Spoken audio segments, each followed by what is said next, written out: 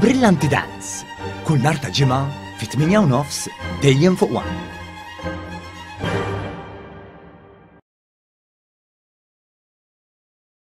Hemm bżonn ta' aktar koordinazzjoni madwar in-Nazzjonijiet Uniti biex jiġu protetti id-drittijiet tat-tfal f'kull sitwazzjoni.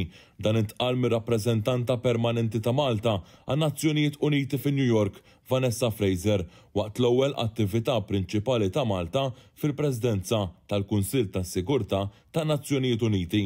Din il-laqgħa tal-Kunsill tas-Sigurtà kienet dwar il-protezzjoni tat-tfal li qegħdin jiġġieldu f'kunflitti armati. Dan is-suġġett huwa xprunat mill-messaġġ li qed timbotta l quddiem Malta dak ta' paċi u sigurtà. Dwar dan is-suġġett, il-Kunsill tas-Sigurtà tan-Nazzjonijiet Uniti fl-2018 għadda riżoluzzjoni li stabbilixxiet l-importanza tfal mill-prevenzjoni tal-konflitti bl-armi.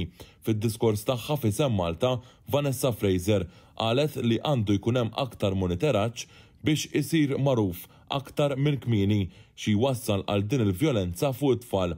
Fraser saħqet li t-tfal jistgħu jixprunaw iż-żamma tal-paċi anke permezz tal-edukazzjoni. Malta further underscores the importance of equal access to literacy and quality education, which can contribute to conflict prevention and provide children with alternative pathways. Għal din il-laqa kien hemm preżenti il-15 membru tal-Kunsill tas-Sigurtà tan-Nazzjonijiet Uniti.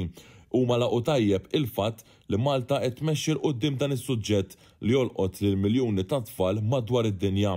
Preżenti kien hemm ukoll ir-rappreżentant speċjali għas-Segretarju Ġenerali għat-tfal u l-konflitti armati tan Nazzjonijiet Uniti, Virginia Gamba, li qalet li l-aħjar soluzzjoni għall protezzjoni tat-tfal hija li nipprevenu milli tiġri il-vjolenza.